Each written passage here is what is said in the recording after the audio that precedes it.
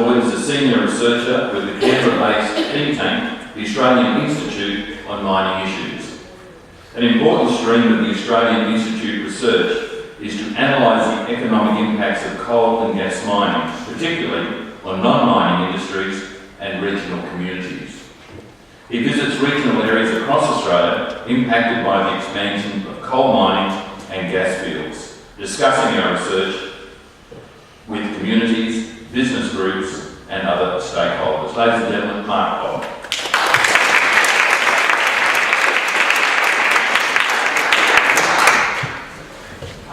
Thanks so much for that, and thanks everyone for coming along, because I think it's whatever people's views on this issue, it's a really important issue because it's an enormous thing that's happening all over Australia and New South Wales and Australia, so it's great to see people engaged, particularly so many of our political representatives coming along. So just very briefly, I'll introduce the Australian Institute. We're an independent research organisation based in Canberra. We do research on a wide range of issues that we think are important for the political debate in Australia. And one of those areas is the impact of the resource industry on other industries in Australia. And we think it's an important thing to do because when resource companies are trying to get their projects approved, they understandably talk up the benefits of their projects, because obviously huge resource projects have a lot of environmental impacts and impacts on the community, etc. And so the justification for them is their alleged economic benefits, and industry understandably talk about the positive side, but these huge projects also have negative economic impacts, and we like to talk about that because obviously nobody else really is. So we do a lot of research papers on this issue. They're all available online for free download. So I'm going to talk about a few things, and the first thing is just really talking about what the infrastructure actually is. A little quick overview of that. What's driving this huge gas rush across Australia? Some of the economic impacts. And I'll also talk specifically about the idea that there's a gas crisis in New South Wales, because that's an issue that,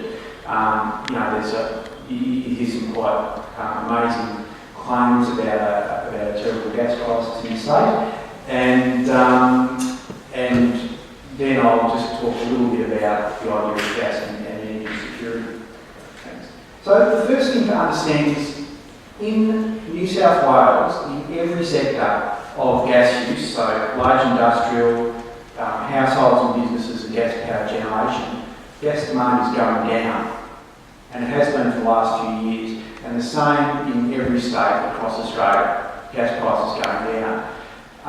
But what's actually happening in terms of gas prices is that for years and years, this is actually from there's several gas markets in the world, and this plots gas prices and gas markets around the world. So for years and years across the globe, gas prices were around $3 to $4 a gigajoule. Gigajoule is just a measure of is a volume of gas, and for many years it was $3 to $4 a gigajoule, and then a few years ago the price of gas, particularly the Asian price, which is the sort of orangey line up the top there, zoomed up to about $15 or $16 a gigajoule.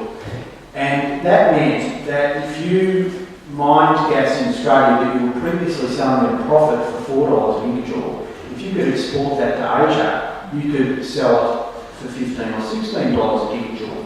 Of course, you've got to minus the price of processing it and exporting it, but that you could basically make about $12 a gigajoule off it. So that is what's driven this gas rush in Australia. And these are all the exploration and production licences across Australia. So, when you had a gold rush, you had everybody staked out a claim, but if you looked at a map at the time, we were aware around Bendigo and around Ingleburn, etc. Well, this is on a totally different scale. So pretty much half the continent is under oil and gas exploration licences. And the thing to note is so much of it is across really good agricultural land. You can see those areas across Queensland and New South Wales. vast swathes of important agricultural land. Victoria, similarly, most of Gippsland is under exploration licences, and I've really recently been in South Australia where there's proposals to have shale gas across the Coonawarra, for instance, and sort of extraordinary stuff like that. So what does it actually look like when you get there? Well, as Jess said, there's wells every 500 to 750 metres. They're all connected by roads and pipelines, and they're interspersed with compression stations and water treatment plants, and a whole lot of other pretty heavy industrial infrastructure. So it's a real transformation of rural Australia into a kind of an industrial landscape. In Queensland, they've approved 40,000 wells already, and that's going to cover tens of thousands of square kilometres. When you zoom in, this infrastructure is big. This is a huge water storage pond for contaminated produced water, and they have, there's a whole lot of really big infrastructure. When they drive through all the pipelines, that's pretty, that's fairly disruptive to, forests and farmlands. And all of the gas that's produced by this gas rush, or pretty much all of it, is piped up to a place called Gladstone in Queensland. We're building 4 huge gas processing and export facilities on a place called Curtis Island near Gladstone. So there's 4 of these big sites, unbelievably, which are in the Great Barrier Reef World Heritage Area. To get a sense of the scale, Australia is, and I'm talking about the scale here because it's important to understand the scale of what's going on, to understand some of the economic impacts. Australia is currently the 5th largest exporter of liquefied natural gas in the world. So liquefied natural gas is the stuff that goes on ships, right? So you have stuff that's exported, particularly to Asia where there's no pipelines going in. We're the 5th largest exporter in the world. So that small, that thing, and it's all from WA and the Northern Territory. So that small bar there represents a lot of exported gas, about 20 million tonnes a year. By 2018, we're going to have overtaken Qatar as the largest liquefied natural gas exporter in the world, with probably over 100 million tonnes a year. But when I say we, it's not really Australia per se, because what we do is basically allow the oil and gas majors to come and do this. Very little is owned by Australian companies. We invite them, we allow them to export the gas, which is important because it means most of the benefits are expatriated overseas to wherever the shareholders in these companies are. So the thing to understand here though is that these projects are all happening simultaneously. We're building these massive projects across Queensland and WA in particular, all at once. And when you do something that big in an economy, it has impacts on everybody else. So the first thing I'll talk about is just the macroeconomic impacts. Basically, the more of these, when you have too much or excessive amounts of resource development simultaneously, it has impacts on the rest of the economy. It's a well-known phenomenon of crowding out, often called Dutch disease. You basically have an expansion of mining, to some extent you have a contraction in the rest of the economy. And the key reason, the main important reason for this is that it drives up the dollar. So the Australian dollar is still very high relative to historic standards. From when it was floated to the beginning of the boom, it averaged about 70 cents US. It's now in the 90s. It has been well over $1.05, and there's a whole lot of things that influence the dollar. But the biggest thing is it has in the last decade has been the resource boom, and it's very damaging to other sectors of the economy because if you're a manufacturer and suddenly the dollar goes up by 40%, because you're a price taker in the international market, essentially your income shrinks by about 40%.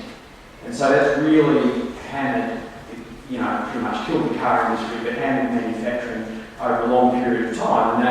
And so when you get all these closures of the steel plants and aluminium plants and car plants, a lot of it is because we've allowed such a massive resource expansion in the resource sector that it's driving up the dollar at the expense of other sectors. Similarly, with similar things happen. It's similar with agriculture, price takers in the international markets. So farmers make 20, 30, 40% less for the exports for the agricultural goods we export, which has a huge impact on farm income. And tourism is the same. Tourism's been really hammered because it's more expensive for Australian tourists to come to Australia, and it's cheaper for Australian tourists to travel overseas. So, for instance, we just looked at tropical North Queensland, where over a period of a 20% boom in global tourism, visitors to tropical North Queensland slumped by about 25%. So big impacts on the whole economy. The other way, besides the dollar, is also that when you have this massive demand for a fairly narrow range of skilled labour across the economy, what's happened is that the agriculture industry, mining and the manufacturing industry in particular have trained the skilled labour force over years and years, and the resource industry doesn't train many people. So what it does is it comes in with high wages and draws skilled labour from other industry sectors, and over those, and agriculture and manufacturing in particular have a lot of difficulty recruiting and retaining staff, and that makes operating quite difficult, and when they do that, and when they do get people, they have to compete with the resource industry for wages.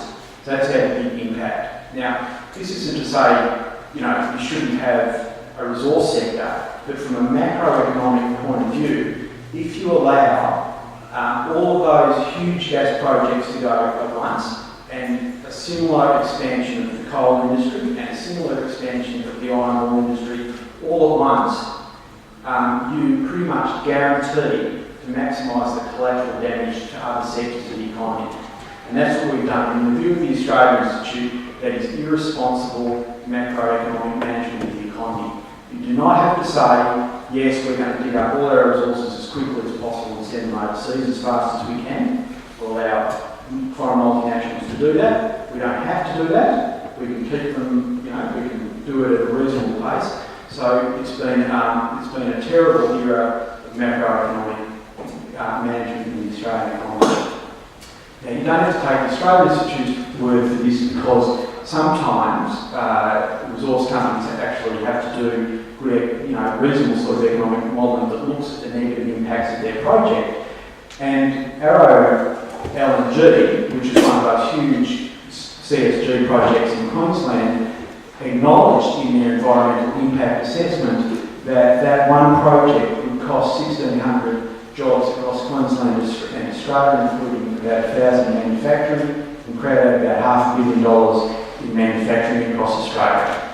That's just one project. So, that CSG project was coming at the expense of jobs in, Port Kembla, etc. So when you take a step back and look at the Australian economy as a whole, the blue line is our resource exports as a percentage of GSP, and GDP, and the red line is all of our exports combined. So you can see, the microeconomic reforms from the early 80s up to the start of the boom. Our diversified economy was expanding, things were all going up, and then as soon as we get the start of the resource boom, everything else starts heading south. So that's the contraction of our diversified economy when you see in line with the expansion of our resource sector. I just want to talk a little bit about the gas industry in particular, because there's a lot of misconceptions. What percentage of the Australian workforce of people think are employed by the oil and gas industry? I want to have just a ballpark guess. 2%? 20,000 people, yeah, that's about right. So it's about... Fantastic.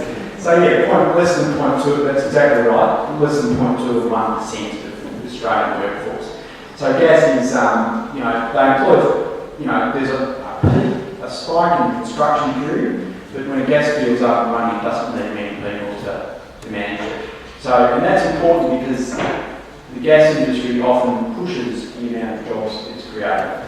And a great example is Apia last year. The Apia is the body that the lobby group for the gas industry claimed that last year the gas industry provided 100,000 jobs. So we looked at the ABS statistics, Australian Bureau of Statistics, and they said actually there was an extra 9,372 jobs in the gas industry. And what they do is they just use multipliers. They just multiply everything by 10 to make it sound like they produce a lot of jobs. And they call it indirect jobs. And it's true that there are indirect jobs created by the oil and gas industry, as with every industry, but if every industry accounted for their jobs in that way, you would have, 30 million jobs in Australia.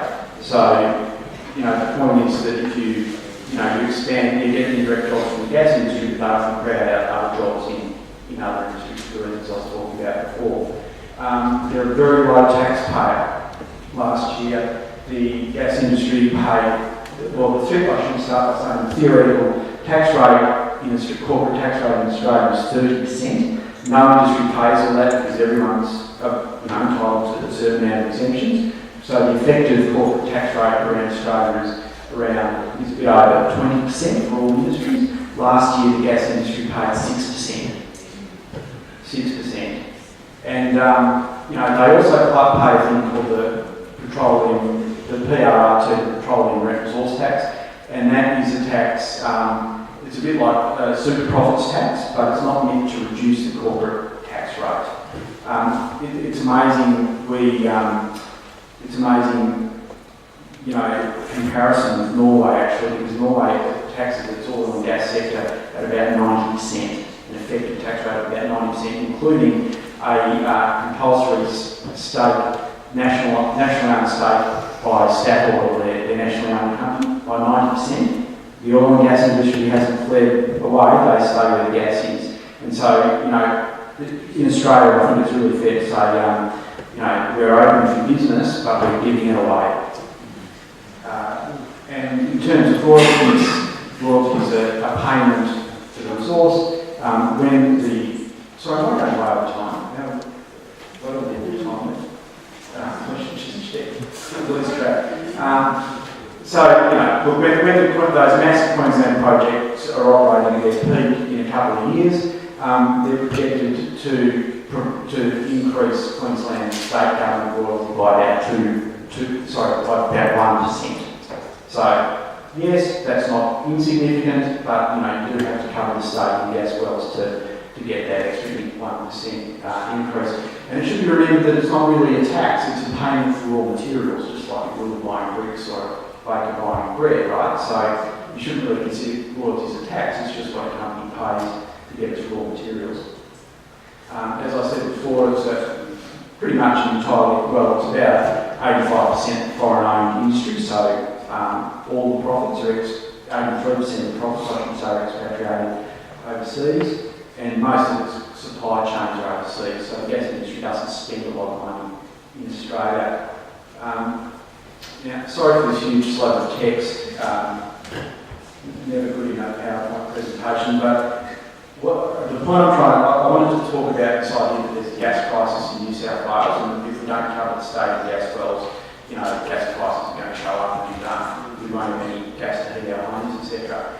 So the quote up the top is basically the gas industry saying we need to mine gas or else we're going to run out and gas prices are going to go up. And the quote down the bottom is the New South Wales chief scientist saying that the reason gas prices are going up is because we're exporting through all that gas through Gladstone and it's linking us to international prices. Next slide, thanks.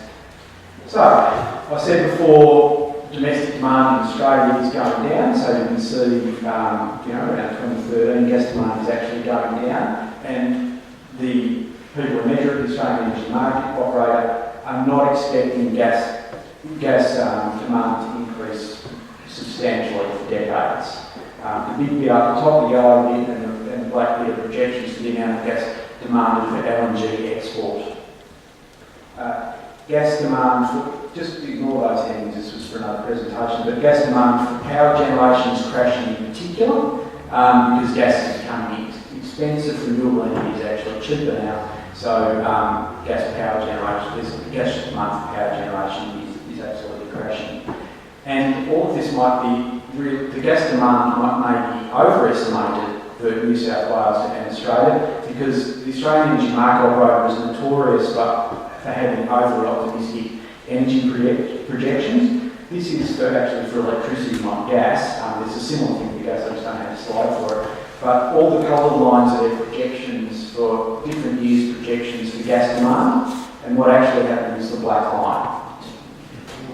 Right, so those gas demand projections I showed you may well be well overstated.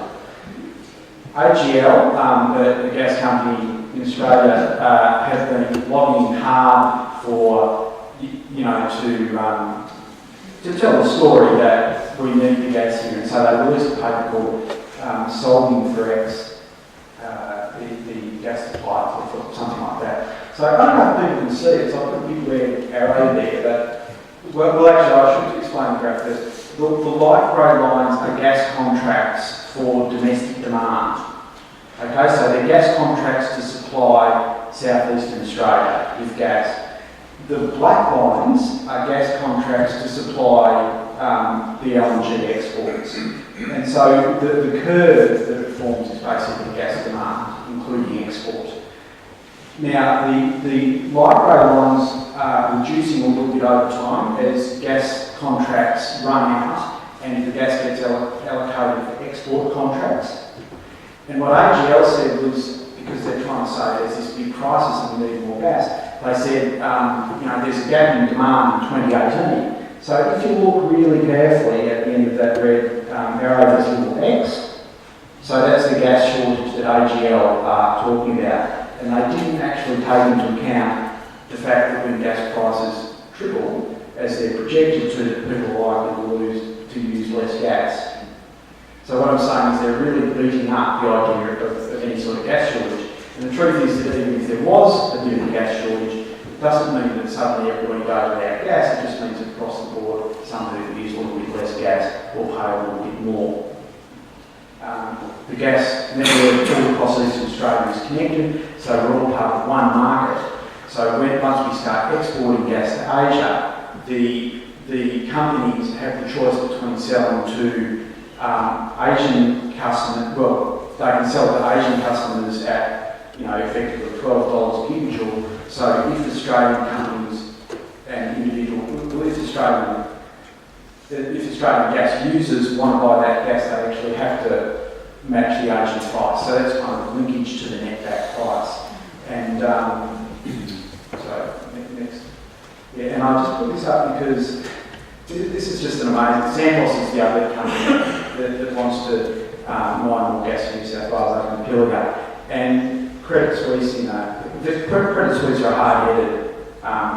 hard-headed Zurich-based financial analyst company, and they pointed out that Santos said that the main justification for developing their export facility in Gladstone was that not to make money out of that, but that it would link domestic gas prices to international prices, and they could re-rate all of their domestic gas sales to international prices.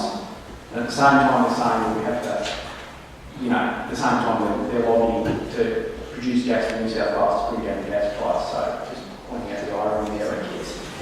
Okay, time's up. So I'll flip through, and Ross Gittins, he's a very influential journalist and columnist, and he's a lot of commentators are just called, they're just completely on this.